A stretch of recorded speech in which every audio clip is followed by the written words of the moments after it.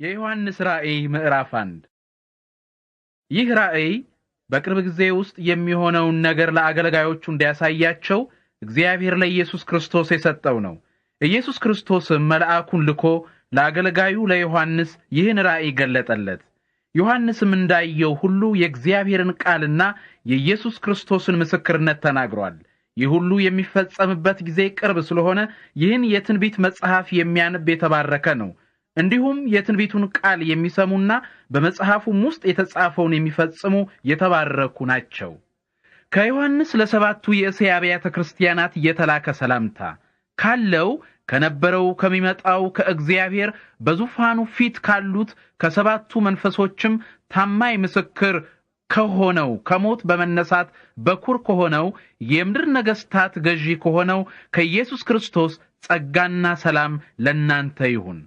ለወደደን በደሙም ከኃጢአታችን ለዋጀን አባቱ የሆነውን አምላክ እንድናገለግል የካህናት መንግስት ላደረገን ለኢየሱስ ክርስቶስ ክብርና ኃይል ለዘላለም ይሁን፣ አሜን። እነሆ በደመና ይመጣል፣ የወጉት ሰዎች እንኳ ሳይቀሩ ሰው ሁሉ ያየዋል፣ የምድርም ሕዝቦች ሁሉ በእርሱ ምክንያት ያለቅሳሉ። አዎ ይህ ነገር እውነት ነው፣ አሜን። ያለው የነበረው የሚመጣውም ሁሉን የሚችል እግዚአብሔር አምላክ አልፋና ኦሜጋ የመጀመሪያውና የመጨረሻው እኔ ነኝ ይላል። በኢየሱስ ክርስቶስ ባለን ኅብረት የመንግስቱ ወራሾች ከሆናችሁ ከእናንተ ጋር የመከራና የትዕግስት ተካፋይ የሆንሁ እኔ ወንድማችሁ ዮሐንስ በእግዚአብሔር ቃልና በኢየሱስ ምስክርነት ምክንያት ፍጥሞ በምትባል ደሴት ነበርሁ። በጌታ ቀን በመንፈስ ተመስጦ ላይ ሳለሁ የመለከት ድምጽ የሚመስል ታላቅ ድምጽ ከበስተኋላዬ እንዲህ ሲል ሰማሁ። የምታየውን በመጽሐፍ ጽፈህ ወደ ሰባቱ አብያተ ክርስቲያናት ማለትም ወደ ኤፌሶን፣ ወደ ሰርመኔስ፣ ወደ ጴርጋሞን፣ ወደ ቲያጥሮን፣ ወደ ሰርዴስ፣ ወደ ፊላደልፊያና ወደ ሎዶቅያ ላክ። ማን እንደተናገረ ለማወቅ ወደ ኋላዬ ዞር አልሁ። ዞር ባልሁ ጊዜም 7 የወርቅ መቅረዞችን አየሁ። በመቅረዞቹ መካከል የሰው ልጅ የሚመስለውን አየሁ። እርሱ እስከ እግሩ የሚደርስ ረጅም ልብስ የለበሰ፣ ደረቱን በወርቅ መታጠቂያ የታጠቀ ነበረ። ራሱና የራሱ ጠጉሩ እንደ ነጭ የበግ ጠጉርና እንደ በረዶ ነጭ ነበሩ። ዓይኖቹም እንደ እሳት ነበልባል ነበሩ። እግሮቹም በእሳት ቀልጦ እንደነጠረ ናስ ይመስሉ ነበር። ድምፁም እንደ ታላቅ የፏፏቴ ውሃ ድምፅ ነበረ። በቀኝ እጁ 7 ኮከቦች ይዞ ነበር። ከሁለት በኩል ስለት ያለው ሰይፍ ከአፉ ይወጣ ነበር። ፊቱም በሙሉ ድምቀቱ እንደሚያበራ ፀሐይ ነበረ። ባየሁትም ጊዜ እንደ ሞተ ሰው ሆኜ በእግሩ ስር ወደቅሁ። እርሱ ግን ቀኝ እጁን በላዬ ጭኖ እንዲህ አለኝ፣ አትፍራ፣ የመጀመሪያውና የመጨረሻው እኔ ነኝ፣ ሕያውም ነኝ። ሞቼ ነበር፣ ነገር ግን እነሆ ለዘላለም ሕያው ነኝ። በሞትና በሲኦል ላይ ሥልጣን አለኝ። እንግዲህ ያየኸውን አሁን ያለውንና በኋላ የሚመጣውን ጻፍ። በቀኝ እጄ ያየሃቸው የሰባቱ ኮከቦችና የሰባቱም የወርቅ መቅረዞች ምስጢር ይህ ነው። 7ቱ ኮከቦች የሰባቱ አብያተ ክርስቲያናት መላእክት ናቸው። 7ቱ መቅረዞችም 7 አብያተ ክርስቲያናት ናቸው። የዮሐንስ ራእይ ምዕራፍ 2 ለኤፌሶን ቤተክርስቲያን መልአክ እንዲህ ብለህ ጻፍ። ይህም 7ቱን ኮከቦች በቀኝ እጁ ከያዘውና በ7ቱ የወርቅ መቅረዞች መካከል ከሚመላለሰው የተነገረ ነው። ሥራህን፣ ጥረትህን፣ ትዕግስትህን አውቃለሁ። ክፎችን ልትታገሳቸው እንዳልፈቀድህ ሐዋርያት ሳይሆኑ ሐዋርያት ነን የሚሉትን መርምረህ ሐሰተኞች ሆነው እንዳገኘሃቸው አውቃለሁ። በትዕግስት መጽናትህንና ስለ ስሜም ሳትሰለች መከራ መቀበልህን አውቃለሁ። ነገር ግን አንድ የምነቅፍብህ ነገር አለኝ። ይኸውም የቀድሞውን ፍቅርህን ትተሃል። ከመውደቅህ በፊት የት እንደነበርህ አስታውስ፣ ንስሐም ግባ። በመጀመሪያ ታደርገው የነበረውን ሥራህን አድርግ። ይህን ሁሉ ባታደርግ ግን ወደ አንተ እመጣለሁ፣ ንስሐም ካልገባህ መቅረዝህን ከስፍራው አነሳዋለሁ። ነገር ግን የሚያስመሰግንህ አንድ ነገር አለ። ይህም እኔ የምጠላውን የኒቆላውያንን ሥራ ጠልተሃል። መንፈስ ለአብያተ ክርስቲያናት የሚለውን ሰሚ ጆሮ ያለው ይስማ። ድል ለነሳ በእግዚአብሔር ገነት ውስጥ ካለው ከሕይወት ዛፍ ፍሬ እንዲበላ አደርገዋለሁ። ለሰርመኔስ ቤተክርስቲያን መልአክ እንዲህ ብለህ ጻፍ። ይህም የመጀመሪያና የመጨረሻ ከሆነው ሞቶ ከነበረውና ሕያው ከሆነው የተነገረ ነው። መከራህንና ድህነትህን አውቃለሁ። ይሁን እንጂ ሀብታም ነህ። አይሁዳውያን ሳይሆኑ አይሁዳውያን ነን የሚሉ የሰይጣን ማህበር የሆኑ ስምህን እንዳጠፉ ታውቃለሁ። ወደፊት የሚደርስብህን መከራ አትፍራ። እነሆ እንድትፈተኑ ከናንተ አንዳንዶቹን ዲያብሎስ ወደ እስር ቤት ያገባችኋል። 10 ቀን መከራ ትቀበላላችሁ። እስከ ሞት ድረስ ታማኝ ሁን፣ የሕይወት አክሊል እሰጥሃለሁ። መንፈስ ለአብያተ ክርስቲያናት የሚለውን ሰሚ ጆሮ ያለው ይስማ። ድል የነሳ በሁለተኛው ሞት አይጎዳም። ለጴርጋሞን ቤተክርስቲያን መልአክ እንዲህ ብለህ ጻፍ። ይህም በሁለት በኩል ስለት ያለውን ሰይፍ ከያዘው የተነገረ ነው። አንተ የሰይጣን ዙፋን ባለበት ስፍራ መኖርህን አውቃለሁ። ይሁን እንጂ ስሜን አጥብቀህ ይዘሃል፣ ሃይማኖትህን አልካድክም።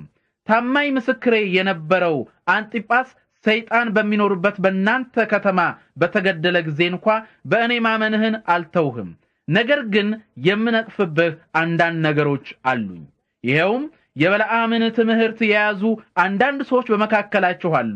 ይህ በለዓም የእስራኤል ሕዝብ ለጣዖት የተሰዋውን በመብላትና ዝሙት በማድረግ እንዲሰናከሉ ባላቅን የመከረ ነው። እንዲሁም የኒቆላውያንን ትምህርት የያዙ ሰዎችም በመካከላችሁ አሉ። ስለዚህ ንስሐ ግባ፣ አለበለዚያ በቶሎ ወደ አንተ መጥቼ ካፌ በሚወጣው ሰይፍ እወጋችኋለሁ። መንፈስ ለአብያተ ክርስቲያናት የሚለውን ሰሚ ጆሮ ያለው ይስማ። ድል ለነሳ ከተሰወረው መና ሰጠዋለሁ፣ አዲስ ስም የተጻፈበትን ነጭ ድንጋይ ሰጠዋለሁ። ከተቀባዩ በቀር ይህን ሌላ ማንም አያውቀውም። ለቲያጥሮን ቤተክርስቲያን መልአክ እንዲህ ብለህ ጻፍ። ይህም የእሳት ነበልባል የሚመስሉ አይኖች ካሉትና በእሳት ቀልጦ የነጠረ ናስ የሚመስሉ እግሮች ካሉት ከእግዚአብሔር ልጅ የተነገረ ነው። ሥራህንና ፍቅርህን፣ እምነትህንና አገልግሎትህን፣ በትዕግስት መጽናትህንም አውቃለሁ። ነገር ግን አንድ የምነቅፍብህ ነገር አለኝ። ይኸውም ነቢይት ነኝ የምትሏን ሴት ኤልዛቤልን ችላ ብለህ ታግሰሃታል። እርሷ አገልጋዮቼ እንዲሰስኑና ለጣዖት የተሰዋ ምግብ እንዲበሉ በማስተማር አሳስታቸዋለች። ንስሐ እንድትገባ ጊዜ ሰጠኋት። እርሷ ግን ከዝሙቷ ንስሐ መግባትን አልፈለገችም። ስለዚህ በስቃይ አልጋ ላይ እጥላታለሁ። ከእርሷ ጋር ከሰሩት ከክፉ ስራቸው ንስሐ ገብተው ካልተመለሱ በቀር ከእርሷ ጋር ያመነዘሩትንም ሁሉ ብርቱ ስቃይ ያመጣባቸዋለሁ። ልጆቿንም በሞት እቀጣለሁ። አብያተ ክርስቲያናትንም ሁሉ የሰውን ሐሳብና ምኞት የመመረምር እኔ መሆኔን ያውቃሉ። ለእያንዳንዳችሁም እንደየሥራችሁ ሰጣችኋለሁ። በትሪያጥሮን ላላችሁትና ይህን መጥፎ ትምህርት ላልተቀበላችሁት ሁሉ እንዲሁም አንዳንዶች የሰይጣን ጥልቅ ምስጢር ነው የሚሉትን ላልተከተላችሁ ሌላ ሸክም አልጭንባችሁም። ሆኖም እኔ እስክመጣ ድረስ ያላችሁን አጥብቃችሁ ያዙ እላችኋለሁ። ድል ለነሳ በሥራዬም ላይ እስከ መጨረሻ ለጸና በሕዝቦች ላይ ሥልጣን እሰጠዋለሁ። በብረትም በትር ይገዛቸዋል፣ እንደ ሸክላ ዕቃም ቀጥቅጦ ያደቃቸዋል። ይህም ሥልጣን እኔ ከአባቴ እንደተቀበልኩት አይነት ነው። የንጋትንም ኮከብ እሰጠዋለሁ። መንፈስ ለአብያተ ክርስቲያናት የሚለውን ሰሚ ጆሮ ያለው ይስማ። የዮሐንስ ራእይ ምዕራፍ 3 ለሰርዴስ ቤተክርስቲያን መልአክ እንዲህ ብለህ ጻፍ። ይህም 7ቱን የእግዚአብሔር መንፈሶችና 7ቱን ኮከቦች ከያዘው የተነገረ ነው። ሥራህን አውቃለሁ። በስም ሕያው ነህ፣ ነገር ግን ሞተሃል። ስለዚህ ንቃ። ሥራህ በአምላኬ ፊት ፍጹም ሆኖ ስላላገኘሁት ሊሞት የቀረውን ነገር አጽና።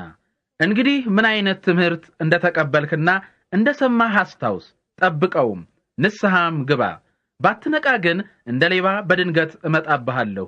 በምን ሰዓት ወደ አንተ እንደምመጣ አታውቅም። ነገር ግን ልብሳቸውን ያላረከሱ በሰርዴስ ጥቂት ሰዎች ከአንተ ጋር አሉ። ከእኔ ጋር መሄድ የተገባቸው ስለሆኑ ነጭ ልብስ ለብሰው ከእኔ ጋር ይሄዳሉ። ድል የነሳ እንደ እነርሱ ነጭ ልብስ ይለብሳል። ስሙን በአባቴና በመላእክቱም ፊት አስታውቅለታለሁ። የሕያዋን ስም ከሚመዘገብበት ከሕይወት መጽሐፍ አልደመስሰውም። መንፈስ ለአብያተ ክርስቲያናት የሚለውን ሰሚ ጆሮ ያለው ይስማ። ለፊላደልፊያ ቤተክርስቲያን መልአክ እንዲህ ብለህ ጻፍ። ይህም ቅዱስና እውነተኛ ከሆነው የዳዊትን መክፈቻ ቁልፍ ከያዘው የተነገረ ነው። እርሱ የሚከፍተውን ማንም አይዘጋውም፣ እርሱ የሚዘጋውንም ማንም አይከፍተውም። ሥራህን አውቃለሁ። እነሆ ማንም ሊዘጋው የማይችለውን የተከፈተ በር በፊትህ አድርጌአለሁ።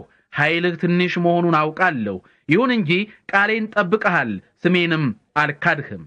እንግዲህ አይሁዳውያን ሳይሆኑ አይሁዳውያን ነን የሚሉትን እነዚያን ከሰይጣን ማህበር የሆኑትን ውሸታሞች መጥተው በእግርህ ስር እንዲወድቁ አደርጋቸዋለሁ። እኔ እንደወደድኩም እንዲያውቁ አደርጋቸዋለሁ። ትዕግስተኛ ሁን። ያልሁህን ቃሌን ስለጠበቅህ እኔም በምድር ላይ የሚኖሩትን ሊፈትናቸው በዓለም ሁሉ ላይ ከሚመጣው ከመከራ ሰዓት አድናለሁ። እነሆ በቶሎ እመጣለሁ። አክሊልህን ማንም እንዳይወስድብህ ያለህን አጥብቀህ ያዝ። ድል የነሳውን በአምላኬ ቤተ መቅደስ አምድ አደርገዋለሁ፣ ከዚያም ከቶ አይወጣም። የአምላኬን ስምና የአምላኬን ከተማ ስም በእርሱ ላይ እጽፋለሁ። ይህችም ከተማ ከሰማይ ከአምላኬ ዘንድ የምትወርደው አዲሲቱ ኢየሩሳሌም ናት። የእኔንም አዲስ ስም በእርሱ ላይ እጽፋለሁ። መንፈስ ለአብያተ ክርስቲያናት የሚለውን ሰሚ ጆሮ ያለው ይስማ። ለሎዶቅያ ቤተ ክርስቲያን መልአክ እንዲህ ብለህ ጻፍ። ይህም አሜን ከሆነው ታማኝና እውነተኛ ምስክር ከሆነው ለእግዚአብሔር ፍጥረት ሁሉ መገኛ ከሆነው የተነገረ ነው። ሥራህን አውቃለሁ። በራድ ወይም ትኩስ አይደለህም። በራድ ወይም ትኩስ ብትሆንማ መልካም በሆነ ነበር። በራድ ወይም ትኩስ ሳትሆን ለብ ያልህ ስለሆንህ ካፌ አውጥቼ ልተፋህ ነው። እኔ ሀብታም ነኝ፣ ብዙ ሀብት አለኝ፣ የሚጎርለኝ ምንም የለም ትላለህ። ነገር ግን ጎስቋላ፣ ምስኪን፣ ድሃ፣ እውር፣ የተራቆትክም መሆንህን አታውቅም። ሀብታም ለመሆን በእሳት የተፈተነውን ወርቅ ከእኔ እንድትገዛ፣ የራቁትነትህን ሀፍረት ለመሸፈን ነጭ ልብስ እንድትለብስ፣ ለማየትም ዓይንህን እንድትኳል እመክርሃለሁ። እኔ የምወዳቸውን ሁሉ ገሥጻቸዋለሁ፣ እቀጣቸዋለሁም። ስለዚህ ትጋ፣ ንስሐም ግባ። እነሆ እኔ በበር ቆሜ አንኳኳለሁ። ማንም ድምፄን ሰምቶ በሩን ቢከፍትልኝ ወደ እርሱ ገብቼ ከእርሱ ጋር እበላለሁ፣ እርሱም ከእኔ ጋር ይበላል። እኔ ድል ነስቼ ከአባቴ ጋር በአባቴ ዙፋን ላይ እንደተቀመጥሁ እንዲሁም ድል የነሳ ከእኔ ጋር በዙፋኔ ላይ እንዲቀመጥ አደርገዋለሁ። መንፈስ ለአብያተ ክርስቲያናት የሚለውን ሰሚ ጆሮ ያለው ይስማ። የዮሐንስ ራእይ ምዕራፍ 4። ከዚህ በኋላ እነሆ የተከፈተ በር በሰማይ አየሁ። እንደ መለከት ድምፅ ሆኖ ሲናገር የሰማሁት የመጀመሪያው ድምፅ፣ ና ወደዚህ ውጣ፣ ወደፊት መሆን የሚገባቸውን ነገሮች አሳይሃለሁ አለኝ። ወዲያውኑ በመንፈስ ተመሰጥሁ። እነሆ በሰማይ ዙፋን ተዘርግቶ አየሁ። በዙፋኑ ላይ ተቀምጦ የነበረው መልኩ የኢያስጲድና የሰርዲዮን ዕንቁ ይመስል ነበር። በዙፋኑም ዙሪያ የመርገድ ዕንቁ የመሰለ ቀስተ ደመና ነበረ። እንዲሁም በዙፋኑ ዙሪያ 24 ዙፋኖች ነበሩ። በዙፋኖቹም ላይ ነጭ ልብስ የለበሱና በራሳቸው ላይ የወርቅ አክሊል የደፉ 24 ሽማግሌዎች ተቀምጠው ነበር። ከዙፋኑም መብረቅና ድምፅ ነጎድጓድም ይወጡ ነበር። በዙፋኑ ፊት የሚበሩ 7 ችቦዎች ነበሩ። እነርሱ 7ቱ የእግዚአብሔር መንፈሶች ናቸው። በዙፋኑ ፊት ጥርት ያለ የሚያንጸባርቅ የመስተዋት ባህር ነበረ። በመካከል በዙፋኑ ዙሪያ በስተፊትና በስተኋላ ብዙ ዓይኖች ያሏቸው 4 እንስሶች ነበሩ። የመጀመሪያው እንስሳ አንበሳ ይመስል ነበር። ሁለተኛውም በሬ ይመስል ነበር። ሦስተኛው የሰው ፊት የሚመስል ፊት ነበረው። አራተኛው የሚበር ንስር ይመስል ነበር። 4ቱም እንስሶች እያንዳንዳቸው 6 ክንፎች ነበሯቸው። በዙሪያቸውና በውስጣቸውም ዓይኖች ሞልተውባቸዋል። ሌሊትና ቀን ቅዱስ ቅዱስ ቅዱስ ሁሉን የሚችል ጌታ አምላክ የነበረና ያለ የሚመጣውም ከማለት አያቋርጡም ነበር። እንስሶቹ በዙፋኑ ላይ ለተቀመጠውና ለዘላለም ለሚኖረው ክብር፣ ውዳሴ፣ ምስጋና በሚያቀርቡበት ጊዜ ሁሉ 24ቱ ሽማግሌዎች ዘላለም በሚኖረው በዙፋኑ ላይ በተቀመጠው ፊት በግንባራቸው ተደፍተው ይሰግዳሉ። አክሊሎቻቸውንም በዙፋኑ ፊት አኑረው ጌታችንና አምላካችን ሆይ ሁሉን ነገር ስለፈጠርህ፣ ሁሉም ነገር የተፈጠረውና መሆን ያገኘው ባንተ ፈቃድ ስለሆነ ክብርና ውዳሴ ኃይልም ለመቀበል የተገባህ ነህ ይሉ ነበር። የዮሐንስ ራእይ ምዕራፍ 5። በዙፋኑ ላይ በተቀመጠው ቀኝ እጅ በውስጥና በውጭ የተጻፈበት በ7 ማኅተም የታሸገ መጽሐፍ አየሁ። አንድ ብርቱ መልአክ በታላቅ ድምፅ ማኅተሞቹን መፍታትና መጽሐፉን መክፈት የተገባው ማን ነው ብሎ ሲናገር አየሁ። ነገር ግን በሰማይ ሆነ በምድር ወይም ከምድር በታች መጽሐፉን መክፈትና ውስጡን መመልከት የተቻለው ማንም አልነበረም። መጽሐፉን መክፈትና ውስጡን መመልከት የተገባው ስላልተገኘ በጣም አለቀሱ። በዚያን ጊዜ ከሽማግሌዎቹ አንዱ አታልቅስ፣ እነሆ ከይሁዳ ነገድ የሆነው አንበሳ የዳዊት ሥር ድል ነስቶአል፣ እርሱ መጽሐፉንና 7ቱን ማኅተሞች መክፈት ይችላል አለኝ። ከዚህ በኋላ በዙፋኑና በአራቱ እንስሶች መካከል በሽማግሌዎቹም መካከል የታረደ የሚመስል በግ ቆሞ አየሁ። ይህ በግ 7 ቀንዶችና 7 ዓይኖች ነበሩት። እነርሱ ወደ ዓለም ሁሉ የተላኩ 7ቱ የእግዚአብሔር መንፈሶች ናቸው። በጉ መጣና በዙፋኑ ላይ ከተቀመጠው ቀኝ እጅ መጽሐፉን ወሰደ። መጽሐፉን በወሰደ ጊዜ 4ቱ እንስሶችና 24ቱ ሽማግሌዎች በበጉ ፊት በግንባራቸው ተደፉ። እያንዳንዳቸውም በገና ይዘው ነበር። እንዲሁም የቅዱሳን ጸሎት የሆነውን ዕጣን የሞላበትን የወርቅ ሙዳይ ይዘው ነበር። አዲስ መዝሙርም እንዲህ እያሉ ዘመሩ። መጽሐፉን ለመውሰድና ማኅተሞቹን ለመክፈት የተገባህ ሆነሃል። ምክንያቱም አንተ ታርደሃል፣ በደምህ ከየነገዱ፣ ከየቋንቋው፣ ከየወገኑ፣ ከየሕዝቡ ሁሉ ሰዎችን ለእግዚአብሔር ዋጅተሃል። ለአምላካችንም የካህናት መንግሥት እንዲሆኑ አድርገሃቸዋል፣ በምድርም ላይ ይነግሣሉ። ስመለከትም በዙፋኑና በእንስሶቹ በሽማግሌዎቹም ዙሪያ የብዙ መላእክት ድምፅ ሰማሁ። ብዛታቸውም በብዙ ሺህና በብዙ ሚሊዮን የሚቈጠር ነበር።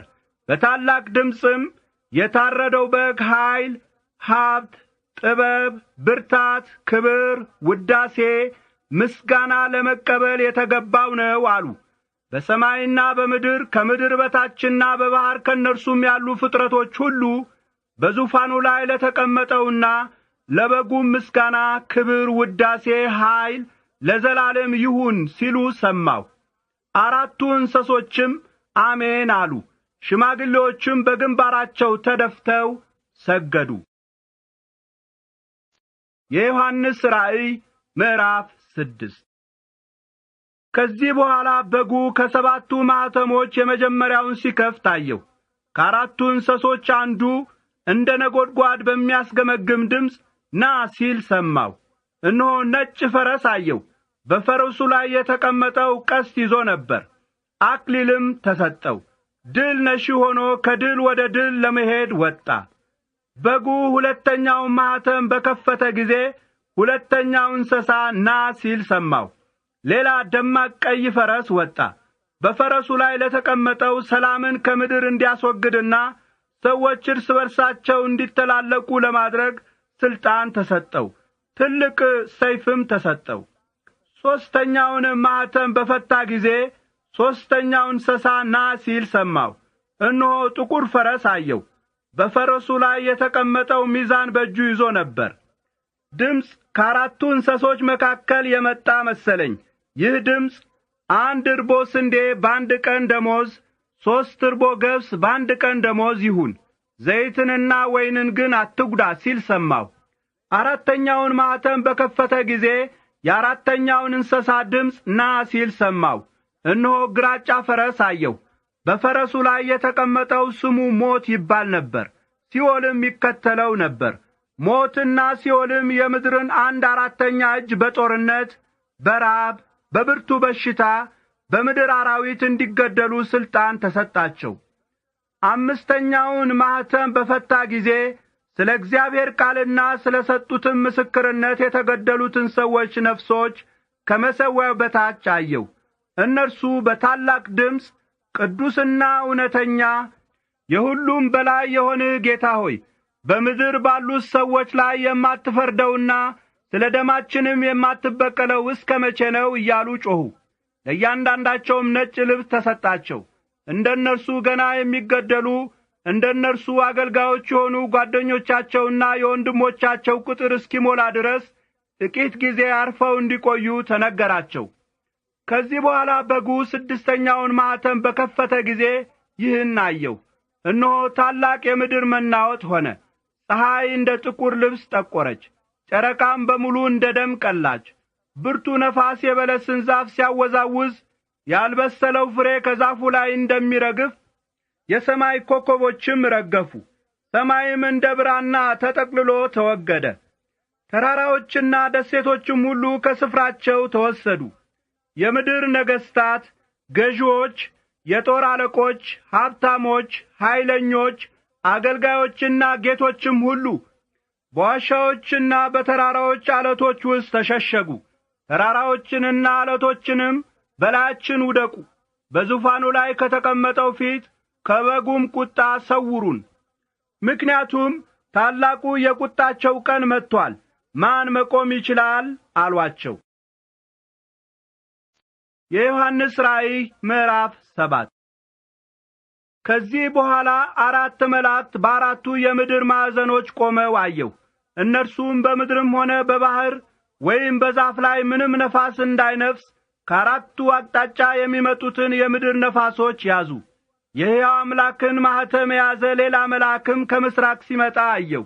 ምድርንና ባሕርን እንዲጐዱ ሥልጣን ወደ ተሰጣቸው ወደ 4ቱ መላእክት ድምፁን ከፍ አድርጎ በአምላካችን አገልጋዮች ግንባር ላይ ማኅተም እስክናትምባቸው ድረስ ምድርንም ሆነ ባሕርን ወይም ዛፎችን አትጉዱ ብሎ ጮኸ። የታተሙትንም ሰዎች ቁጥር ሰማሁ። ከእስራኤል ነገዶች ሁሉ የታተሙት ሰዎች ቁጥር 144,000 ነበር። ከይሁዳ ነገድ የታተሙት 12,000፣ ከሮቤል ነገድ 12,000፣ ከጋድ ነገድ 12,000፣ ከአሴር ነገድ 12,000፣ ከንፍታሌም ነገድ 12,000፣ ከምናሴ ነገድ 12,000፣ ከስምዖን ነገድ 12,000፣ ከሌዊ ነገድ 12,000፣ ከይሳኮር ነገድ 12,000፣ ከዛብሎን ነገድ 12,000፣ ከዮሴፍ ነገድ 12,000፣ ከብንያም ነገድ 12,000 ነበሩ። ከዚህ በኋላ እነሆ ማንም ሊቈጥራቸው የማይችል እጅግ ብዙ ሰዎች አየሁ። እነርሱ ከሕዝብና ከነገድ ከወገንና ከቋንቋ ሁሉ የተውጣጡ ነበሩ። ነጭ ልብስ ለብሰው የዘንባባ ዝንጣፊ በእጃቸው ይዘው በዙፋኑና በበጉ ፊት ቆመው ነበር። በታላቅ ድምፅ እየጮኹም ማዳን በዙፋኑ ላይ የተቀመጠው የአምላካችንና የበጉ ነው ይሉ ነበር። መላእክቱ ሁሉ በዙፋኑና በሽማግሌዎቹ በአራቱም እንስሶች ዙሪያ ቆመው ነበር። በዙፋኑ ፊት በግንባራቸው ተደፍተው ለእግዚአብሔር ሰገዱ፣ እንዲህም አሉ፣ አሜን። ውዳሴ፣ ገናናነት፣ ጥበብ፣ ምስጋና፣ ክብር፣ ኃይል፣ ብርታት ለአምላካችን ለዘላለም ይሁን፣ አሜን። ከሽማግሌዎቹ አንዱ ወደ እኔ መለስ ብሎ እነዚህ ነጭ ልብስ የለበሱ እነማን ናቸው? ከወዴትስ መጡ አለኝ። እኔም ጌታ ሆይ አንተ ታውቃለህ አልሁት። እርሱም እንዲህ አለኝ፣ እነዚህ ታላቁን መከራ አልፈው የመጡ ናቸው። ልብሳቸውንም በበጉ ደም አጥበው ነጭ አድርገውታል። ስለዚህ በእግዚአብሔር ዙፋን ፊት ሆነው ሌሊትና ቀን በመቅደሱ ያገለግሉታል። በዙፋኑ ላይ የተቀመጠውም መጠለያቸው ይሆናል። ከእንግዲህ ወዲህ አይርባቸውም፣ አይጠማቸውም፣ ፀሐይ አይመታቸውም፣ ሙቀት አያገኛቸውም። ምክንያቱም በዙፋኑ መካከል ያለው በግ እረኛቸው ይሆናል፣ ወደ ሕይወት ውኃ ምንጭ ይመራቸዋል። እግዚአብሔርም እንባን ሁሉ ከዓይናቸው ይጠርግላቸዋል። የዮሐንስ ራእይ ምዕራፍ 8። በጉ 7ኛውን ማኅተም በከፈተ ጊዜ እኩል ሰዓት ያህል በሰማይ ዝምታ ሆነ። በእግዚአብሔር ፊት የሚቆሙትንም 7ቱን መላእክት አየሁ። ለእነርሱ 7 መለከት ተሰጣቸው። የወርቅ ጥና የያዘ ሌላ መልአክ መጣና በመሠዊያው አጠገብ ቆመ። በዙፋኑ ፊት ባለው የወርቅ መሠዊያ ላይ ከቅዱሳን ጸሎት ጋር የሚያቀርበው ብዙ ዕጣን ተሰጠው። የዕጣኑ ጢስ ከቅዱሳን ጸሎት ጋር ከመልአኩ እጅ ወደ እግዚአብሔር ፊት ወጣ። ከዚህ በኋላ መልአኩ ጥናውን ይዞ የመሠዊያውን እሳት ሞላበትና ወደ ምድር ወረወረው።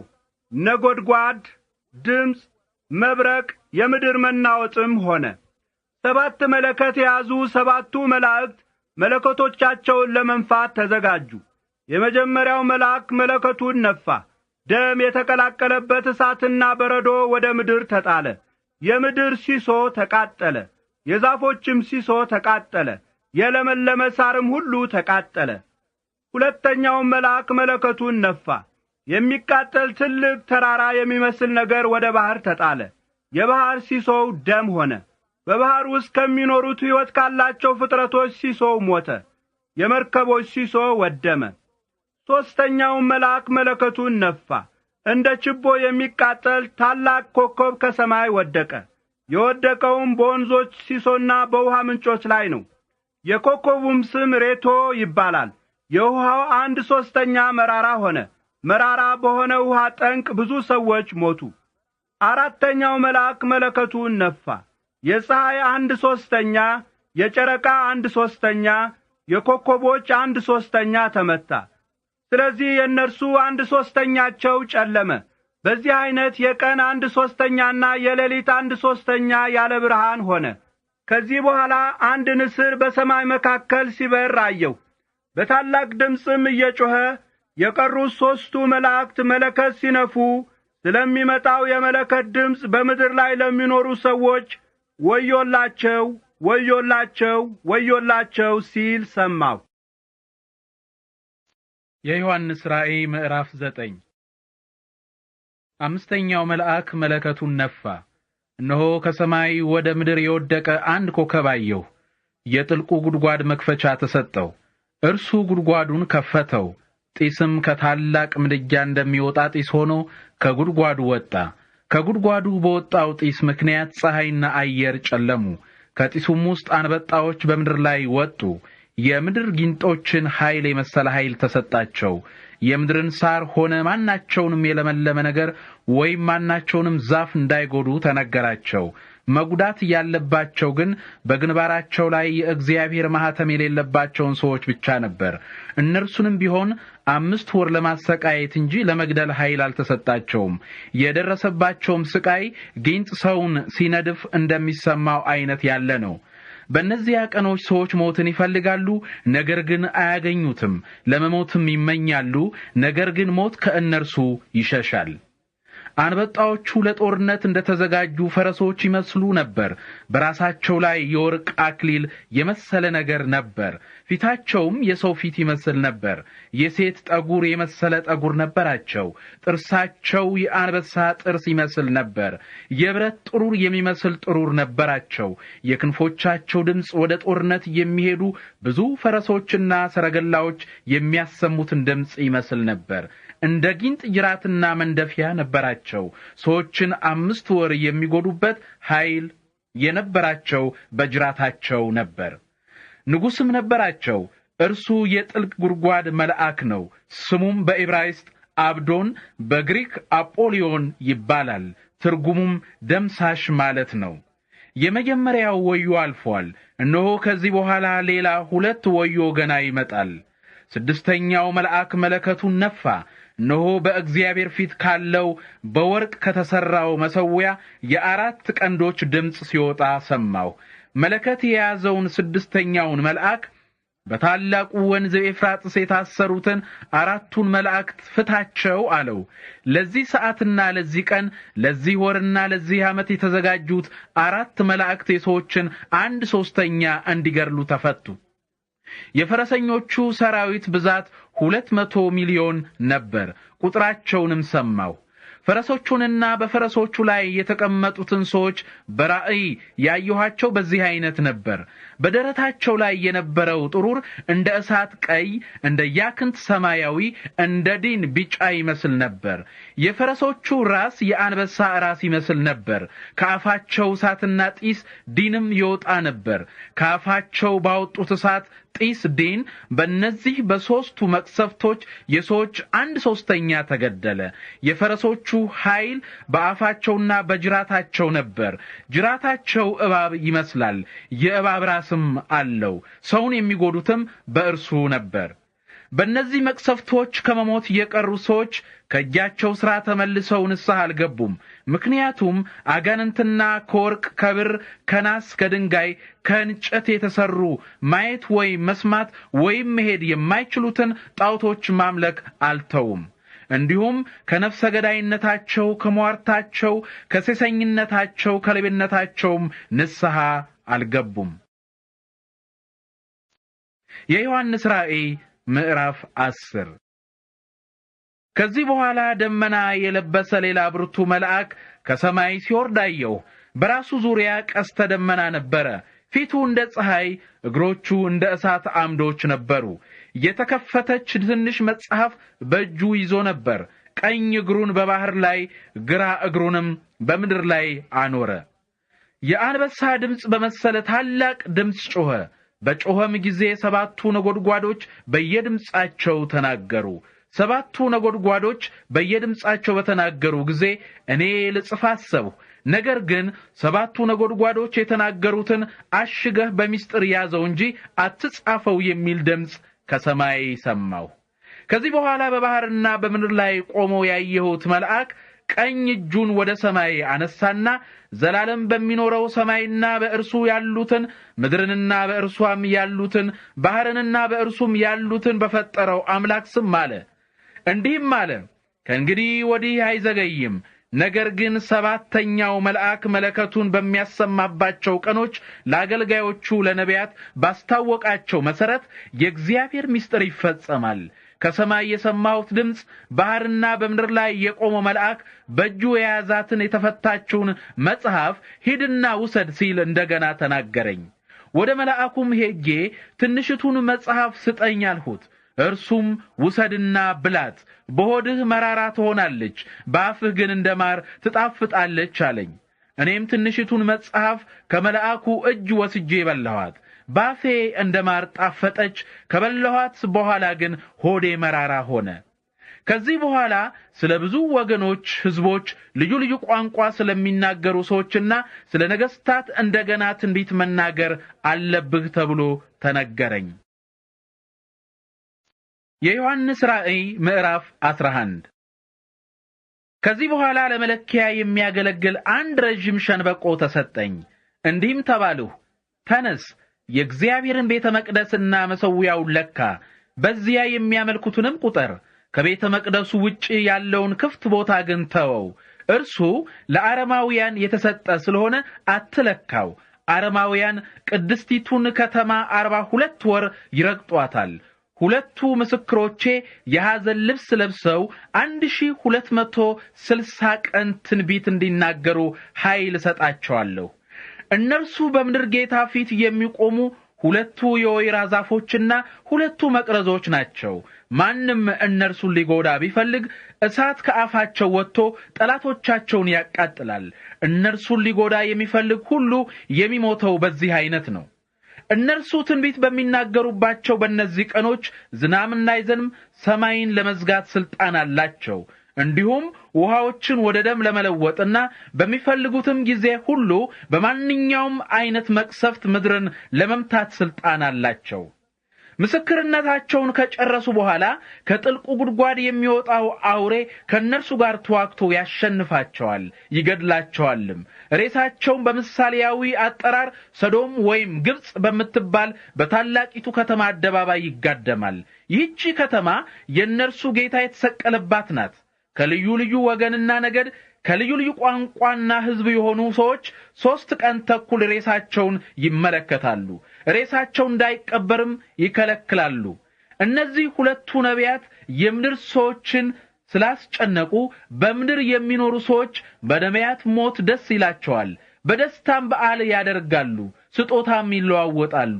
ነገር ግን 3 ቀን ተኩል ካለፈ በኋላ ሕይወት የሚሰጥ እስትንፋስ ከእግዚአብሔር መጥቶ ወደ ሬሳዎቹ ገባ። በእግራቸውም ቆሙ። ያዩዋቸውም ሰዎች እጅግ ፈሩ። ከዚህ በኋላ 2 ነቢያት ወደዚህ ውጡ የሚል ታላቅ ድምፅ ከሰማይ ሰሙ። ጠላቶቻቸው የተመለከቷቸውም በደመና ወደ ሰማይ ወጡ። በዚያን ሰዓት ታላቅ የምድር መናወጥ ሆነ። የከተማይቱም 1/10 ወደመ። በምድር መናወጥ ምክንያት 7000 ሰዎች ሞቱ።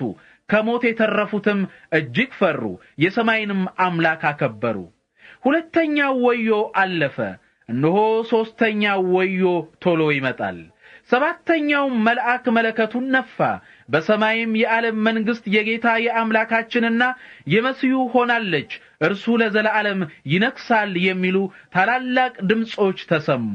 በእግዚአብሔር ፊት በዙፋኖቻቸው ላይ የተቀመጡት 24ቱ ሽማግሌዎችም በግንባራቸው ተደፍተው ለእግዚአብሔር ሰገዱ፣ እንዲህም አሉ። ያለህና የነበርህ ሁሉን የምትችል ጌታ እግዚአብሔር ሆይ ትልቁን ስልጣንህን በእጅህ ስላደረክና ስለነገስህ እናመሰግንሃለን። አረማውያን ሕዝቦች ተቆጡ፣ ያንተም ቁጣ መጣ። በሙታን ላይ የምትፈርድበት ጊዜም ደረሰ። ለአገልጋዮችህ ለነቢያትና ለቅዱሳን ስምህም ለሚያከብሩት ለታናናሾችና ለታላላቆች ሽልማታቸውን የምትሰጥበት ጊዜ ደረሰ። ምድርን ያጠፏትን የምታጠፋበት ጊዜም ደረሰ። በሰማይ ያለው የእግዚአብሔር ቤተ መቅደስም ተከፈተ። የእርሱም የኪዳን ታቦት በቤተ መቅደሱ ውስጥ ታየ። መብረቅ፣ ድምፅ፣ ነጎድጓድ፣ የምድር መናወጥና ታላቅም በረዶ ሆነ። የዮሐንስ ራእይ ምዕራፍ 12። ከዚህ በኋላ ታላቅና አስደናቂ ምልክት በሰማይ ታየ። ፀሐይን የለበሰች ጨረቃን ከእግሯ በታች ያደረገች 12 ኮከቦችን እንደ አክሊል በራሷ ላይ የደፋች አንዲት ሴት ታየች።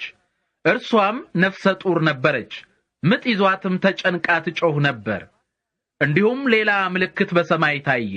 7 ራሶችና 10 ቀንዶች የነበሩት ትልቅ ቀይ ዘንዶ ታየ።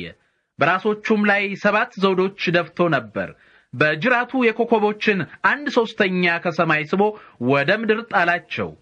ሴቲቱ በምትወልድበት ጊዜ ልጇን ለማዋጥ አስቦ ዘንዶው ልትወልድ ወደ ተቃረበችው ሴት ሄደና ከፊት ለፊቷ ቆመ።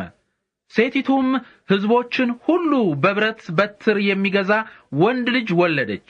ልጇ ግን ወደ እግዚአብሔርና ወደ ዙፋኑ ተወሰደ። ሴቲቱም ወደ በረሃ ሸሽታ ሄደች። እዚያ 1260 ቀን በክብካቤ ተይዛ የምትጠበቅበትን ስፍራ እግዚአብሔር አዘጋጅቶላት ነበር። በሰማይ ጦርነት ተነሳ። ሚካኤልና የእርሱ መላእክት ከዘንዶውና ከመላእክቱ ጋር ተዋጉ። ነገር ግን ዘንዶውና መላእክቱ ተሸነፉ። ከዚያም ወዲያ በሰማይ ስፍራ አልተገኘላቸውም። ታላቁም ዘንዶ ወደ ታች ተጣለ። እርሱ ሰዎችን ሁሉ የሚያስተው ዲያብሎስ ወይም ሰይጣን ተብሎ የሚጠራው የቀድሞው እባብ ነው። እርሱ ወደ ምድር ተጣለ። የእርሱም መላእክት ከእርሱ ጋር አብረው ተጣሉ። ከዚህ በኋላ አንድ ታላቅ ድምፅ በሰማይ እንዲህ ሲል ሰማሁ። እነሆ ማዳንና ኃይል መንግስትም የአምላካችን ሆኗል፣ ስልጣኑም የመሲሁ ሆኗል። ምክንያቱም ወንድሞቻችንን በአምላካችን ፊት ቀንና ሌሊት ሲያሳጣቸው የነበረ የወንድሞቻችን ከሳሽ ተጥሏል። እነርሱ በበጉ ደምና በተናገሩት የምስክርነት ቃል ድል ነስተውታል። ለሕይወታቸው ሳይሳሱ ራሳቸውን ለሞት አሳልፈው ሰጥተዋል። ስለዚህ ሰማይና በውስጣቸው የምትኖሩ ሁሉ ደስ ይበላችሁ፣ ምድርና ባህር ግን ወዮላችሁ። ምክንያቱም ጥቂት ጊዜ እንደቀረው ስላወቀ ዲያብሎስ በታላቅ ቁጣ ወደ እናንተ ወርዷል። ዘንዶው ወደ ምድር እንደተጣለ ባየ ጊዜ ወንድ ልጅ የወለደችውን ሴት አሳደዳት። ሴቲቱ በበረሃ ወደ ተዘጋጀላት ስፍራ በራ እንድትሄድ የታላቅ ንስር ክንፎች የሚመስል 2 ክንፎች ተሰጧት። እዚያም ከእባቡ ፊት ርቃ 3 ዓመት ተኩል በክብካቤ ተይዛ ትጠበቅ ነበር። ሴቲቱ በጎርፍ እንድትወሰድ ብሎ እባቡ የወንዝ ውሃ የሚያህል ውሃ ካፉ ተፍቶ በስተኋላዋ አፈሰሰ። ነገር ግን ምድር ሴቲቱን ረዳቻት። አፏንም ከፈተችና ዘንዶው ከአፉ ተፍቶ ያፈሰሰውን ውሃ ዋጠች። ዘንዶው በሴቲቱ ላይ ተቆጥቶ ከእርሷ ዘር ተርፈው ከቀሩት ጋር ሊዋጋ ሄደ። እነርሱም የእግዚአብሔርን ትእዛዞች የሚጠብቁና ለኢየሱስ በታማኝነት የሚመሰክሩ ናቸው። ዘንዶውም በባህሩ ዳር አሸዋ ላይ ቆመ። የዮሐንስ ራእይ ምዕራፍ 13። ከዚህ በኋላ አንድ አውሬ ከባሕር ሲወጣ አየሁ። 10 ቀንዶችና 7 ራሶች ነበሩት። በቀንዶቹም ላይ 10 ዘውዶች ነበሩ። በራሶቹም ላይ የስድብ ስሞች ነበሩ። ያየሁት አውሬ ነብር ይመስል ነበር። እግሮቹ የድብ እግሮች፣ አፉ የአንበሳ አፍ ይመስል ነበር። ዘንዶው የራሱን ኃይልና የራሱን ዙፋን ትልቅም ሥልጣን ለአውሬው ሰጠው። ከራሶቹ አንዱ ለሞት የሚያደርስ ቁስል እንደነበረው ሆኖ አየሁት። ነገር ግን ለሞት የሚያደርሰው ቁስሉ ድኗል። ዓለም በሙሉ በመደነቅ አውሬውን ተከተለ። ለአውሬው ሥልጣን በመስጠቱ ሰዎች ሁሉ ለዘንዶው ሰገዱለት። አውሬውን የሚመስል ማን ነው? ከእርሱስ ጋር ማን ሊዋጋ ይችላል? እያሉ ለእርሱም ሰገዱለት። የትዕቢትና የስድብ ቃል የሚናገርበት አፍ ለአውሬው ተሰጠው። 42 ወር በስልጣን እንዲሠራም ተፈቀደለት። እግዚአብሔርንና የእግዚአብሔርን ስም መኖሪያውንና በሰማይ የሚኖሩትን መሳደብ ጀመረ። ቅዱሳንን እንዲዋጋና ድል እንዲነሳቸውም ስልጣን ተሰጠው። በነገድና በወገን በቋንቋና በሕዝብ ሁሉ ላይ ስልጣን ተሰጠው። ዓለም ሲፈጠር ጀምሮ ስሞቻቸው በታረደው በግ የሕይወት መጽሐፍ ያልተጻፈ በዓለም ላይ የሚኖሩ ሰዎች ሁሉ ለአውሬው ይሰግዳሉ። ሰሚ ጆሮ ያለው ቢኖር ይስማ። ለመማረክ የተመደበ ይማረካል፣ በሰይፍ ለመገደል የተመደበ በሰይፍ ይገደላል። እንግዲህ የቅዱሳን ትዕግስትና እምነት የሚታየው በዚህ ጊዜ ነው። ሌላ አውሬ ደግሞ ከምድር ሲወጣ አየሁ። የበግ ቀንዶች የሚመስሉ 2 ቀንዶች ነበሩት። አነጋገሩም እንደ ዘንዶው ነበር። የመጀመሪያውን አውሬ ስልጣን ሁሉ በመጀመሪያው አውሬ ፊት ሆኖ ይሰራበት ነበር። ምድርና በእርሷ ላይ የሚኖሩት ሁሉ ለአውሬው እንዲሰግዱለት ያደርጋል። ይህም አውሬ ያለሞት የሚያደርስ ቁስል የዳነለት የመጀመሪያው አውሬ ነው። ይህ ሁለተኛው አውሬ በሰዎች ፊት እሳትን ከሰማይ እስከ ማውረድ ድረስ ባለው ስልጣን ታላላቅ ተአምራትን ያደርግ ነበር። በመጀመሪያው አውሬ ፊት እንዲያደርግ በተፈቀደለት ተአምራት ምክንያት በምድር ላይ የሚኖሩትን ሰዎች ያስት ነበር። በሰይፍ ቆስሎ የዳነው የአውሬውን ምስል እንዲሰሩም በምድር ላይ የሚኖሩትን ሰዎች ያዛቸዋል። ሁለተኛው አውሬ ለመጀመሪያው አውሬ ምስል የሕይወት እስትንፋስ ለመስጠት ስልጣን ተሰጠው። የሕይወት እስትንፋስ ለመስጠት ስልጣን የተሰጠውም ምስሉ ለመናገር እንዲችልና ለእርሱ የማይሰግዱት ሁሉ እንዲገደሉ ያደርግ ዘንድ ነው። ሁለተኛው አውሬ ታናናሾችም ሆኑ ታላላቆች፣ ሀብታሞችም ሆኑ ድሆች፣ ጌቶችም ሆኑ አገልጋዮች ሁሉም በቀኝ እጃቸው ወይም በግንባራቸው ላይ ምልክት እንዲያደርጉ አስገደዳቸው። በዚህ አይነት የአውሬው ስም የሆነው ምልክት ወይም የስሙ ቁጥር የሌለው ማንም ሰው መግዛትም ሆነ መሸጥ አይችልም። ጥበብ ያለው እንግዲህ እዚህ ላይ ነው። አእምሮ ያለው የአውሬውን ቁጥር ያስላው። ቁጥሩ የሚያመለክተው ሰውን ነው። ቁጥሩም 666 ነው። የዮሐንስ ራእይ ምዕራፍ 14። ከዚህ በኋላ እነሆ በጉ በጽዮን ተራራ ላይ ቆሞ አየሁ። ከእርሱም ጋር የእርሱ ስምና የአባቱ ስም በግንባራቸው ላይ የተጻፈባቸው 144,000 ሰዎች ነበሩ። ከሰማይም የታላቅ ፏፏቴ ውሃ ድምፅና ታላቅ ነጎድጓድ የመሰለ ድምፅ ሰማሁ። የሰማሁትም ድምፅ በገና ደርዳሪዎች በገና እየደረደሩ የሚያሰሙትን ድምፅ ይመስል ነበር። በዙፋኑና በአራቱ እንስሶች በሽማግሌዎችም ፊት 144,000 ሰዎች አዲስ መዝሙር ዘመሩ። ይህን መዝሙር ከምድር ከተዋጁት ከ144,000 ሰዎች በቀር ማንም ሊማረው አልቻለም። እነርሱ ድንግሎች ስለሆኑ ከሴቶች ጋር በግብረ ሥጋ በመገናኘት ያረከሱ ናቸው። እነርሱ በጉ ወደሚሄድበት ሁሉ የሚከተሉት ናቸው። እነርሱ ለእግዚአብሔርና ለበጉ በኵራት ለመሆን ከሰዎች መካከል የተዋጁ ናቸው። እነርሱ ሐሰት ተናግረው አያውቁም፣ ነቀፋም የሌለባቸው ናቸው። ከዚህ በኋላ በምድር ላይ ለሚኖሩ ለሕዝብና ለነገድ ለቋንቋና ለወገን ሁሉ ለማብሰር ዘላለማዊውን የምሥራች ቃል የያዘ ሌላ መልአክ በሰማይ መካከል ሲበር አየሁ። በታላቅ ድምፅም እግዚአብሔርን ፍሩ አክብሩትም፣ ምክንያቱም የእርሱ የፍርድ ሰዓት ደርሷል።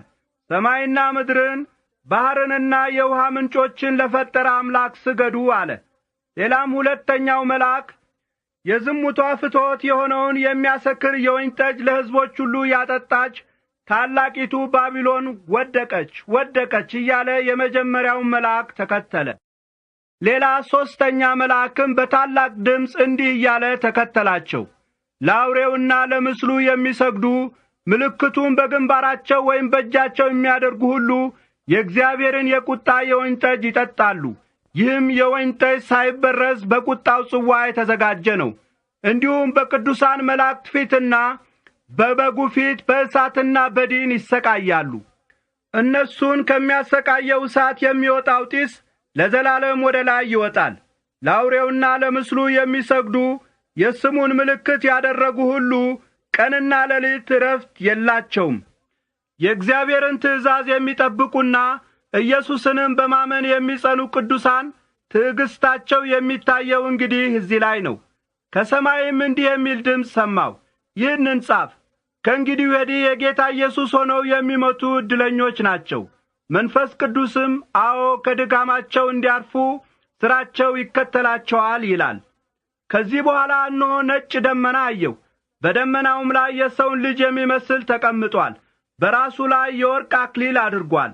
በእጁ ስለታም ማጭድ ይዟል።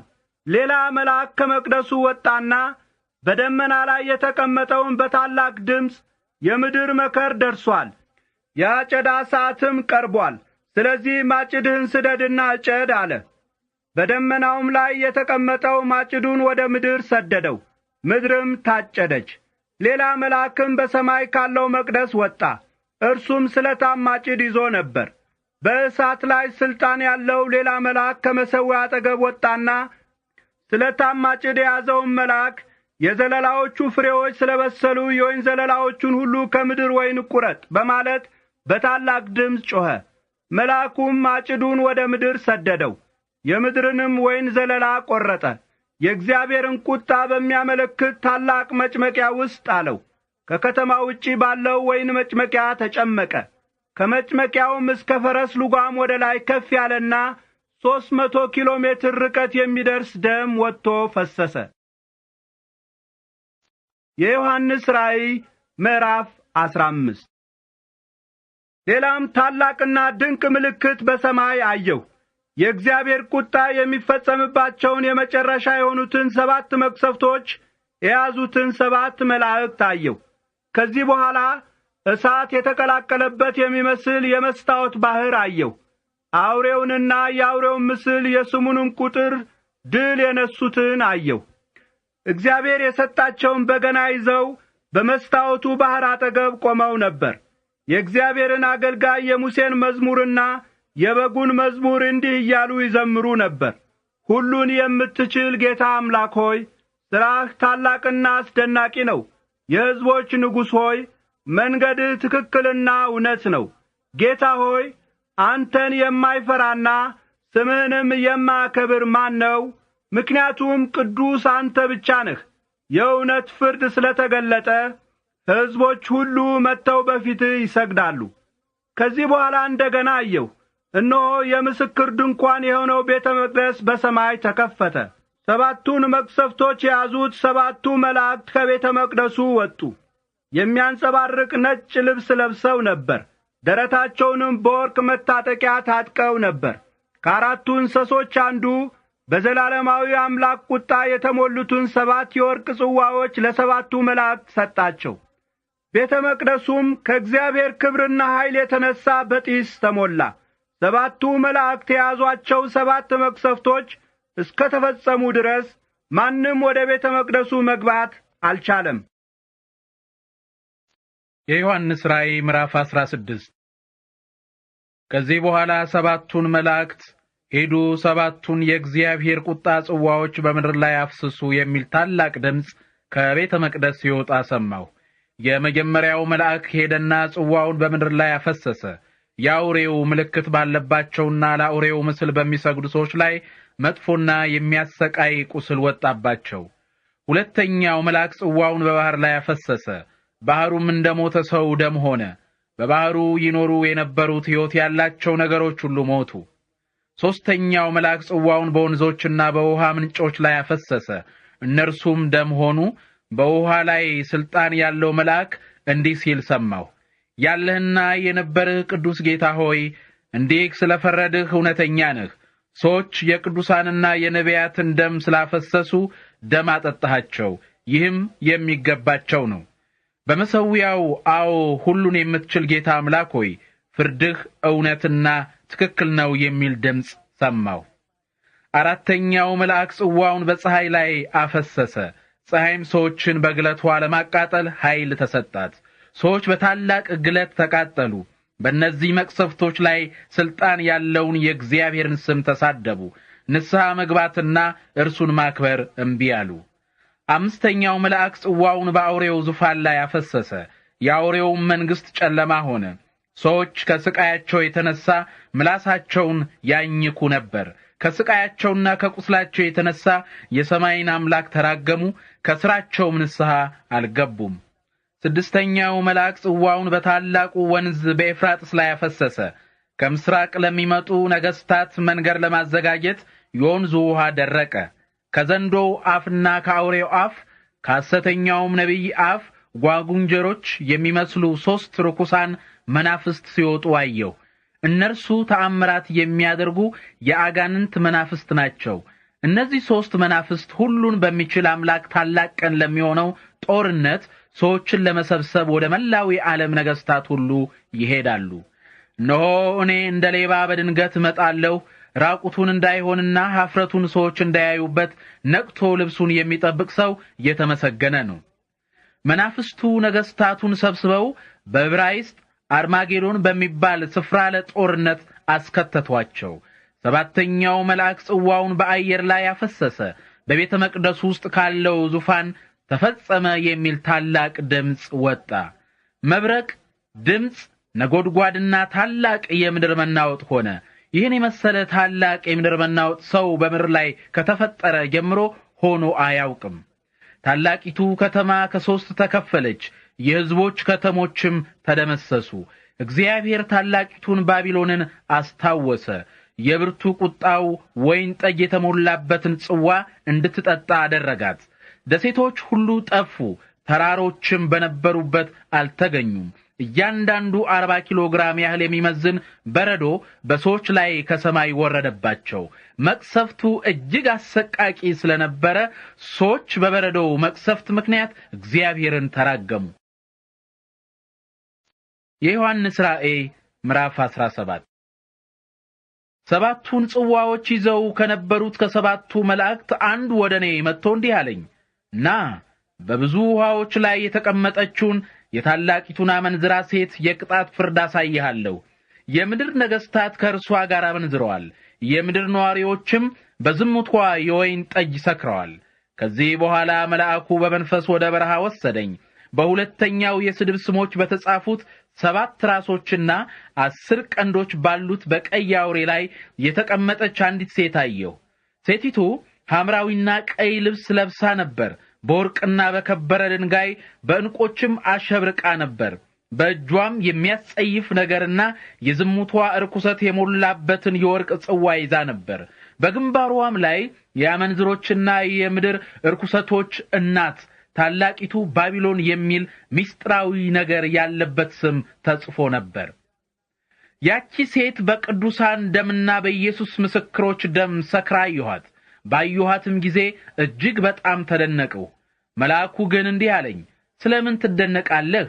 የሴቲቱን ምስጢርና እርሷ የተቀመጠችበትን 7 ራሶችና 10 ቀንዶች ያሉትን የአውሬውን ምስጢር እገልጥልሃለሁ። ያየኸው አውሬ ቀድሞ ነበር፣ አሁን የለም። በኋላ ከጥልቁ ጉድጓድ ይወጣል፣ ወደ ጥፋቱም ይሄዳል።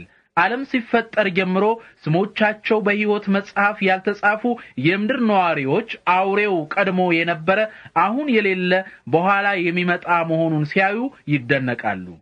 ጥበብ ያለው አእምሮ የሚፈልገው እዚህ ላይ ነው። 7ቱ ራሶች ሴቲቱ የተቀመጠችባቸው 7 ተራራዎች ናቸው። እንዲሁም 7 ነገስታት ናቸው። 5ቱም ወድቀዋል። አንዱ አሁን አለ፣ ሌላው ገና አልመጣም። እርሱ ሲመጣ ለጥቂት ጊዜ ብቻ መቆየት አለበት። 8ኛው ንጉሥ ቀድሞ የነበረውና አሁን የሌለው አውሬ ነው። እርሱ ከ7ቱ አንዱ ነው፣ ወደ ጥፋቱም ይሄዳል።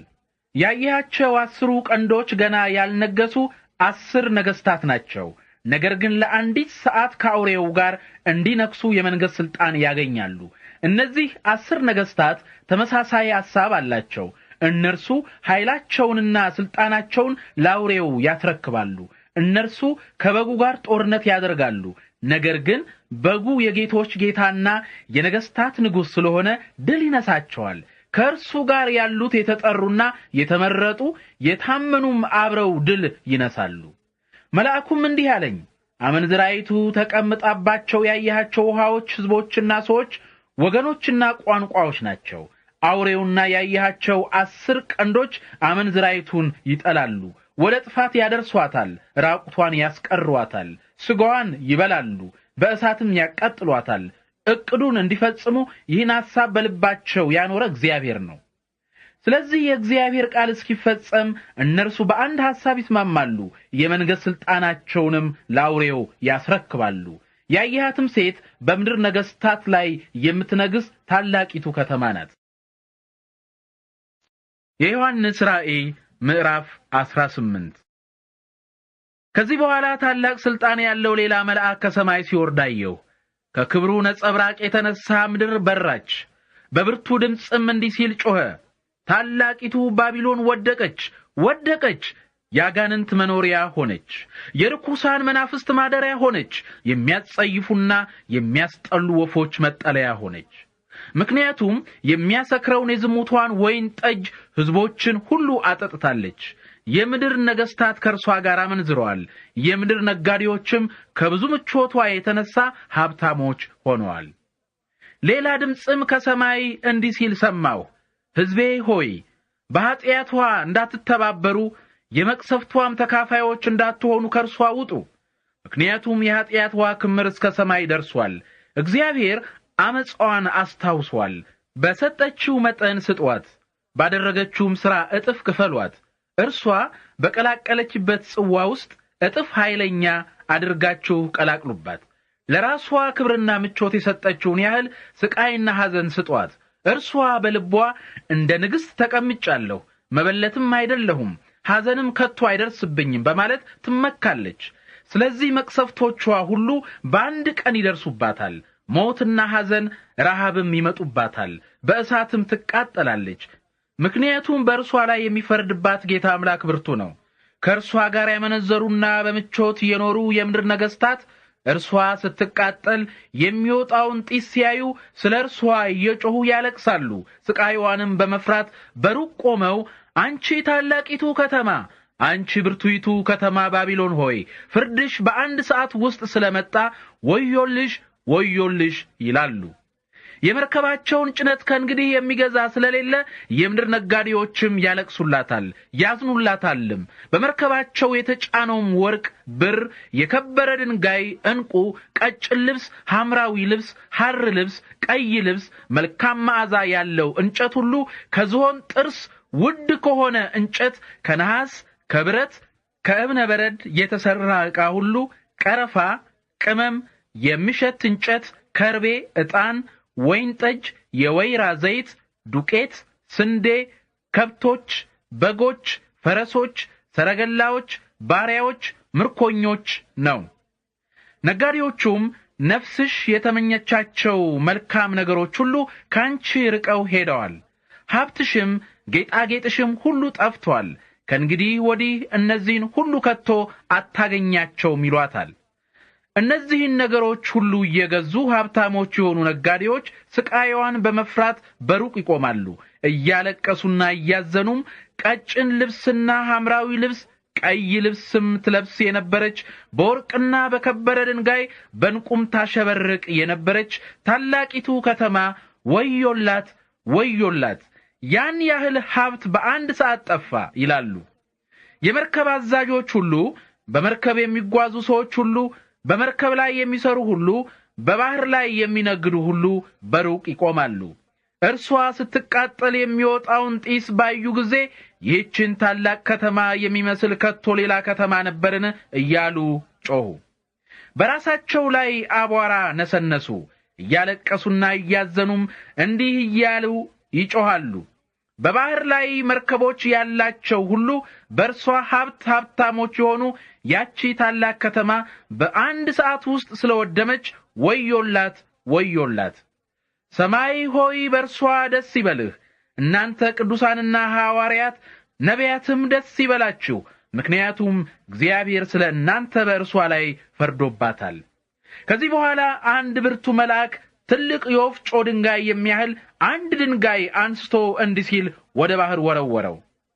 ታላቂቱ ከተማ ባቢሎን እንዲህ በኃይል ተገፍታ ትወድቃለች፣ ከእንግዲህ ወዲህም ከቶ አትገኝም። የበገና ደርዳሪዎችና የሙዚቀኞች ድምፅ፣ የዋሽንት ነፊዎችና የመለከት ነፊዎች ድምፅ ዳግመኛ በአንቺ አይሰማም። ማንኛውንም አይነት የእጅ ጥበብ የሚሰራ ብልሃተኛ ሰው ከእንግዲህ ወዲህ ባንቺ አይገኝም። የወፍጮም ድምፅ ከእንግዲህ ባንቺ አይሰማም። የመብራት ብርሃን ከእንግዲህ ወዲህ ባንቺ አያበራም። የሙሽራና የሙሽራይቱ ድምፅ ከእንግዲህ ወዲህ ባንቺ አይሰማም። ነጋዴዎችሽ የዓለም ታላላቅ ሰዎች ነበሩ። ባስማትሽ ሕዝቦችን ሁሉ አሳስተሻል። በእርሷ ውስጥ የነቢያትና የቅዱሳን በምድር ላይ የተገደሉ ሰዎች ሁሉ ደም ተገኝቷል። የዮሐንስ ራእይ ምዕራፍ 19። ከዚህ በኋላ እንዲህ የሚል የብዙ ሰዎችን ድምፅ የሚመስል ታላቅ ድምፅ በሰማይ ሰማሁ። ሃሌሉያ!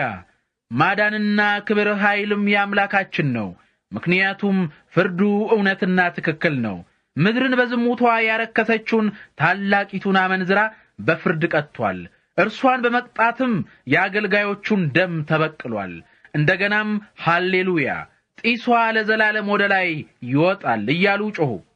24ቱ ሽማግሌዎችና 4ቱ እንስሶች በዙፋኑ ላይ ለተቀመጠው አምላክ በግንባራቸው ተደፍተው አሜን ሃሌሉያ እያሉ ሰገዱ።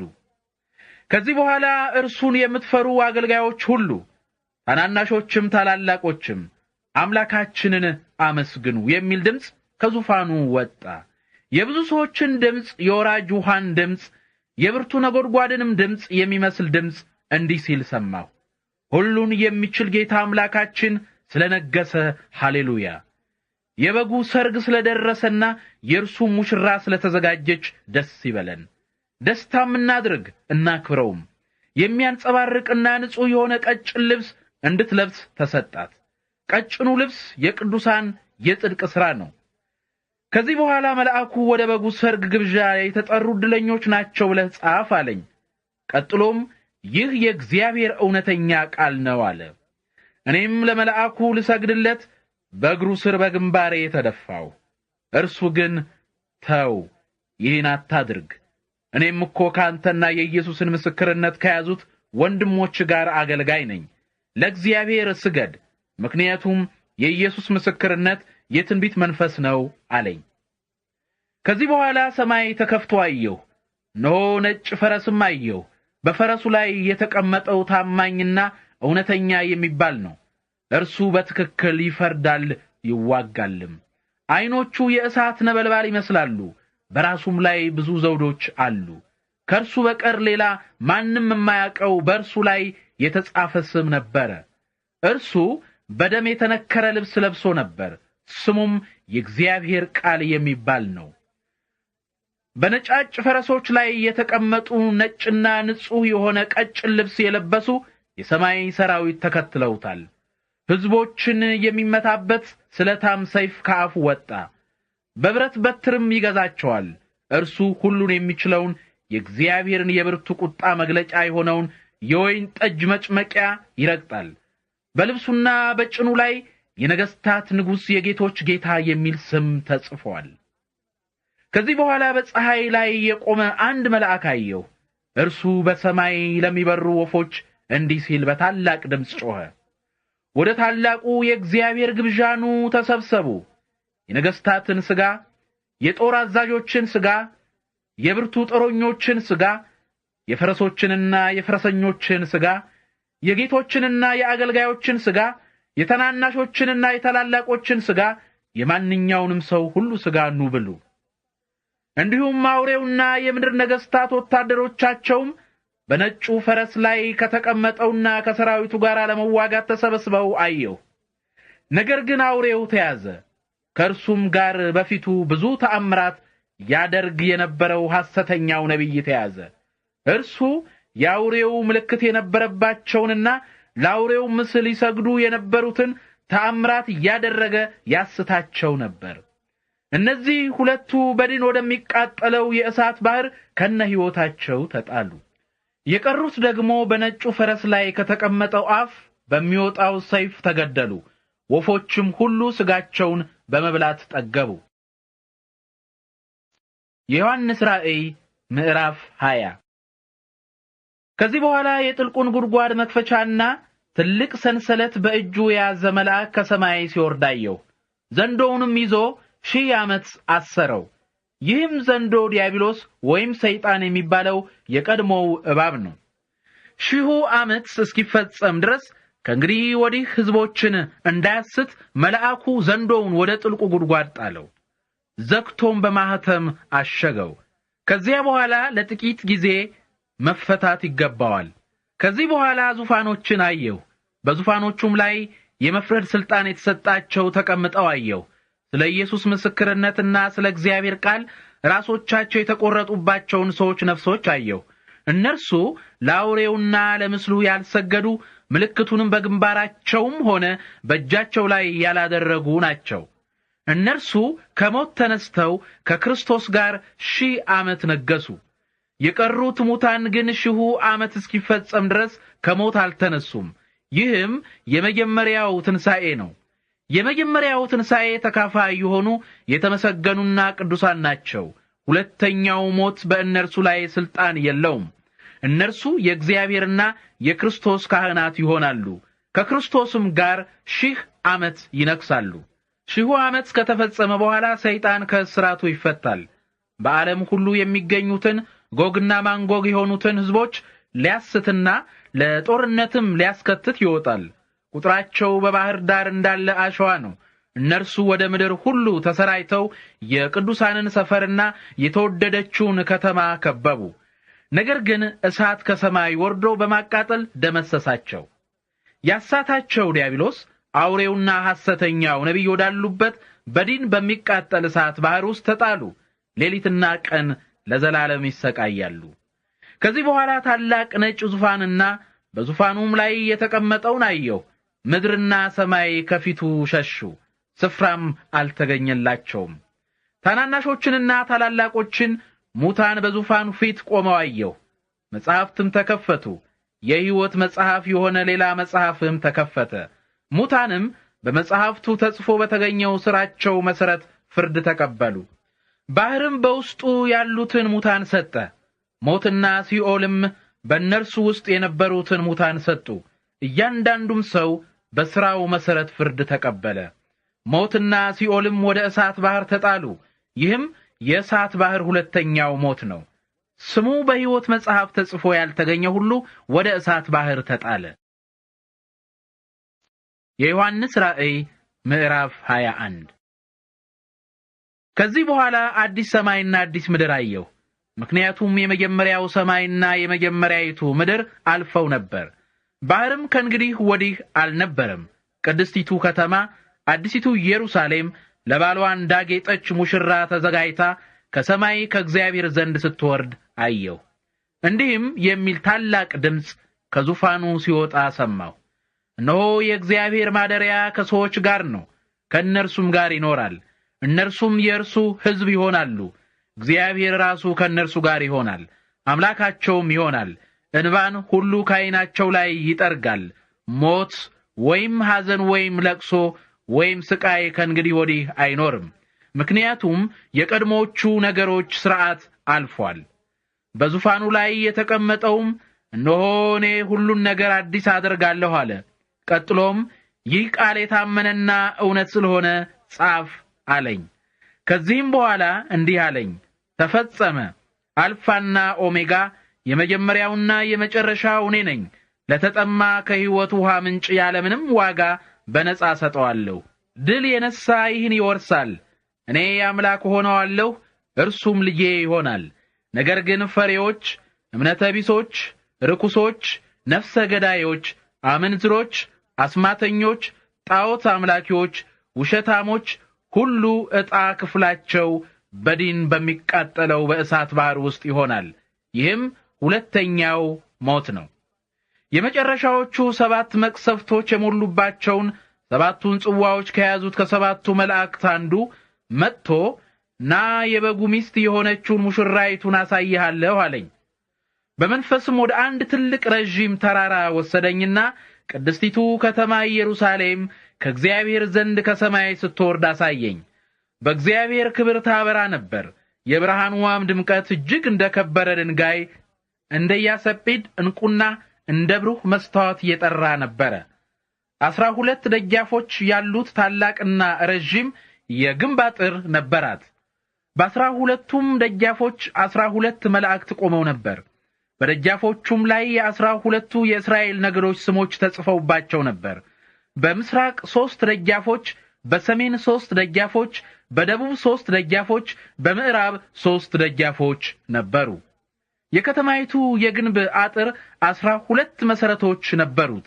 በመሰረቶቹም ላይ የ12ቱ የበጉ ሐዋርያት ስሞች ተጽፈው ነበር።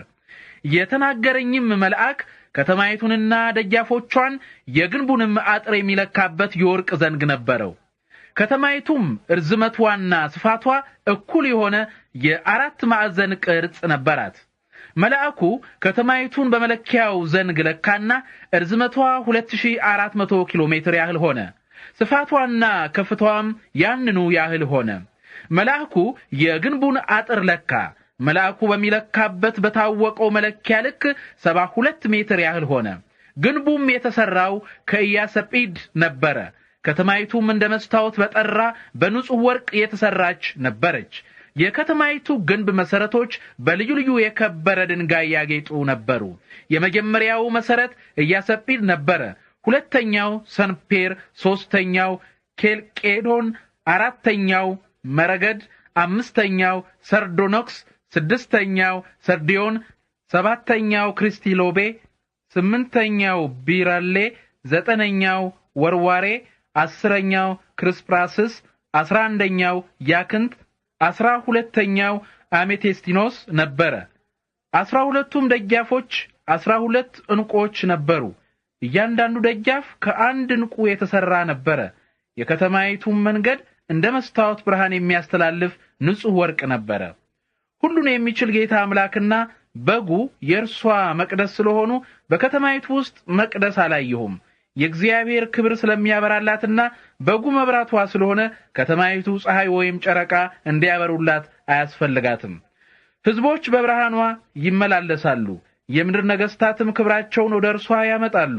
በዚያ ሌሊት ስለሌለ ደጃፎቿ በማንኛውም ቀን አይዘጉም። የመንግስታት ግርማና ክብር ወደ እርሷ ይገባሉ። ጸያፍ የሆነ ነገር ከቶ ወደ እርሷ አይገባም። ርኩሰትን የሚያደርግና ውሸት የሚናገር ከቶ ወደ እርሷ አይገባም። ወደ እርሷ የሚገቡ ስሞቻቸው በበጉ የሕይወት መጽሐፍ የተጻፉ ብቻ ናቸው። የዮሐንስ ራእይ ምዕራፍ 22። ከዚህ በኋላ መልአኩ ከእግዚአብሔርና ከበጉ ዙፋን የሚወጣውን እንደ ብሩህ መስታወት የጠራውን የሕይወት ውሃ ወንዝ አሳየኝ። ይህ ወንዝ በከተማይቱ ዋና መንገድ መካከል ሰንጥቆ ያልፋል። በወንዙ ግራና ቀኝ በየወሩ እያፈራ በዓመት 12 ጊዜ ፍሬ የሚሰጥ የሕይወት ዛፍ ነበረ። የዛፉም ቅጠሎች ሕዝቦችን ይፈውሱ ነበር። ከእንግዲህም ወዲህ ምንም አይነት እርግማን አይኖርም። የእግዚአብሔርና የበጉ ዙፋን በከተማይቱ ውስጥ ይሆናል። አገልጋዮቹም ያመልኩታል፣ ፊቱን ያያሉ፣ ስሙም በየግንባራቸው ላይ ይሆናል። ከእንግዲህ ወዲህ ሌሊት አይኖርም። ጌታ አምላክ ስለሚያበራላቸው የመብራት ወይም የፀሐይ ብርሃን አያስፈልጋቸውም፣ ለዘላለም ይነግሣሉ። ከዚህ በኋላ መልአኩ እንዲህ አለኝ፣ እነዚህ ቃላት የታመኑና እውነተኞች ናቸው። መንፈሱን ለነቢያት የሚሰጥ ጌታ አምላክ ከጥቂት ጊዜ በኋላ የሚሆኑትን ነገሮች ለአገልጋዮቹ ለመግለጥ መልአኩን ላከ። ኢየሱስም እነሆ እኔ በቶሎ እመጣለሁ፣ የዚህን መጽሐፍ የትንቢት ቃል የሚፈጽም የተመሰገነ ነው አለ። እነዚህን ነገሮች የሰማሁና ያየሁ እኔ ዮሐንስ ነኝ። እነዚህን ነገሮች በሰማሁና ባየሁ ጊዜ እነዚህን ነገሮች ላሳየኝ መልአክ ልሰግድለት በእግሩ ስር ወደቅሁ። መልአኩ ግን ተው፣ ይህን አታድርግ፣ እኔ ካንተና ከወንድሞችህ ከነቢያት ጋር የዚህን መጽሐፍ ቃል ከሚፈጽሙ ሰዎች ጋር አገልጋይ ነኝ። ለእግዚአብሔር ስገድ አለኝ። ቀጥሎም እንዲህ አለኝ፣ ጊዜው አጭር ስለሆነ የዚህን መጽሐፍ የትንቢት ቃል በማህተም አትዝጋው። ከእንግዲህ ወዲህ አመፀኛው ማመጹን ይቀጥል፣ እርኩሱም ይርከስ፣ ጻድቁም ይጽደቅ፣ ቅዱሱም ይቀደስ። እነሆ እኔ በቶሎ እመጣለሁ፣ ለእያንዳንዱ እንደ ሥራው የምሰጠውን ዋጋ ይዣለሁ። አልፋና ኦሜጋ፣ ፊተኛውና ኋለኛው፣ መጀመሪያውና መጨረሻው እኔ ነኝ። ከሕይወት ዛፍ ፍሬ ለመብላትና በደጃፎቿም ወደ ከተማይቱ ለመግባት መብት እንዲኖራቸው ልብሳቸውን ያጠቡ ዕድለኞች ናቸው። ነውረኞች፣ አስማተኞች፣ አመንዝራዎች፣ ነፍሰ ገዳዮች፣ ጣዖት አምላኪዎች ውሸትን የሚወዱና የሚናገሩ ሁሉ ከከተማይቱ ውጭ ይሆናሉ። እኔ ኢየሱስ ይህን ምስክርነት እንዲሰጣችሁ መልአኬን ለአብያተ ክርስቲያናት ልኬአለሁ። እኔ የዳዊት ሥርና ዘር ነኝ፣ የሚያበራ የንጋት ኮከብ ነኝ። መንፈስ ቅዱስና ሙሽራይቱ ና ይላሉ። የሚሰማም ና ይበል፣ የተጠማም ይምጣ፣ የፈለገም የሕይወትን ውሃ ያለምንም ዋጋ በነጻ ይውሰድ። እነሆ በዚህ መጽሐፍ የተጻፈውን የትንቢት ቃል የሚሰማውን ሁሉ አስጠነቅቃለሁ። ማንም በዚህ ቃል ላይ አንዳች ነገር ቢጨምር በዚህ መጽሐፍ የተጻፉትን መቅሰፍቶች እግዚአብሔር ይጨምርበታል። ማንም በዚህ በትንቢት መጽሐፍ ከተጻፉት ቃሎች አንዳች ነገር ቢያጎድል በዚህ መጽሐፍ ከተነገሩት ከሕይወት ዛፍ ፍሬና ከቅድስቲቱ ከተማ እግዚአብሔር ድርሻውን ያጎድልበታል። የእነዚህ ነገሮች ምስክር የሆነው አዎ በቶሎ እመጣለሁ ይላል። አሜን። ጌታ ኢየሱስ ሆይና የጌታ የኢየሱስ ጸጋ ከሁላችሁ ጋር ይሁን። አሜን።